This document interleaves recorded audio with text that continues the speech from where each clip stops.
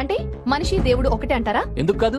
రాముడు కౌశల్యకి పుట్టాడు, కృష్ణుడు దేవకి పుట్టాడు, నేను మా అమ్మకు పుట్టాను. వాళ్ళంతా కారణ జన్ములండి. కారణం లేకుండా నువ్వు పుట్టావేమో, నేను పుట్ల. ఇక్కడ అందరు కారణం జన్మలే. కూర్చో. ఏమయ్యా, నువ్వు ఏదో జన్మలో చేసుకున్న పాపం ఈ జన్మలో నీ షాప్ కూల్చిందని ఎందుకు అనుకోవు? నీ పేరేంటి? సన్యాసరావు. ఏమయ్యా సన్యాసరావు, నిన్ను లాగి పెట్టి ఒకటి పీకుతాను. పోయిన జన్మలో నువ్వు పీకావు కాబట్టి ఈ జన్మలో నేను పీకానంటే నువ్వు ఊరుకుంటావా? నువ్వు కూర్చోవయ్యా సన్యాసరావు, లేకపోతే ఆయన నిజంగానే పీకుతాడు. మాస్టారు, పెద్దవాళ్ళు ఏం చెప్పినా దానికి పరమార్థం ఉంటుందండి. ఆహా, అదేంటో మీకు తెలుసా?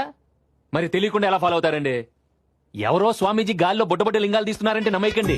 స్వామి నాకు బూడిద గుమ్మడికాయ కావాలి అని అడగండి. ఎందుకు ఇవ్వట్లేదో మైండ్ పెట్టి ఆలోచించండి. క్రికెట్ బెట్టింగ్ లో కోట్ వస్తే లక్షిస్తానంటాడు ఒకడు. పేకాడుతూ ముక్కల్ని దేవుడు ఉంగరాలకి అద్ది మరీ ఆడతాడు ఇంకోడు. చేసేవి తప్పుడు పనులు, దానికి మళ్ళీ ఆ దేవుడి సపోర్ట్. దేవుడా నాకు బోల్డ్ లాభాలు వస్తే బోడిగుండు కొట్టిస్తానంటారు. తప్పు కదండి. నీ బాధ నాకు అర్థమైంది నాయన, కానీ అది మన ఆచారం, సాంప్రదాయం, ధర్మం. ఫాలో అవడంలో తప్పే ఉంది. బాగా చెప్పారండి. మీకు ఆడపిల్లలు ఉన్నారండి? ఒక అమ్మాయి ఉంది. పెళ్ళైందండి? ఇంకా కాలేదు. ఇలా అడుగుతున్నందుకు ఏమనుకోకండి. రేపు పెళ్ళయ్యాక పొరపాటు నా పిల్ల భర్త పోతే అతనితో పాటు అమ్మాయిని కూడా నిప్పులో తోసేస్తారండి. సతీ సహగమనం మన ఆచారం. ఒకప్పుడు దాన్ని కూడా ధర్మమే అన్నారండి. ఫాలో అయితే తప్పే ఉంది.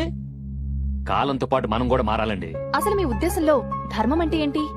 ధర్మాలు కాలాన్ని బట్టి మారుతుంటాయండి, కానీ నిజం అన్నది ఒకటి ఉంటుంది. నా ఉద్దేశంలో మనిషి మతాన్ని బతికిస్తుంటే ఆ మతం మనిషిని చంపుతుంది.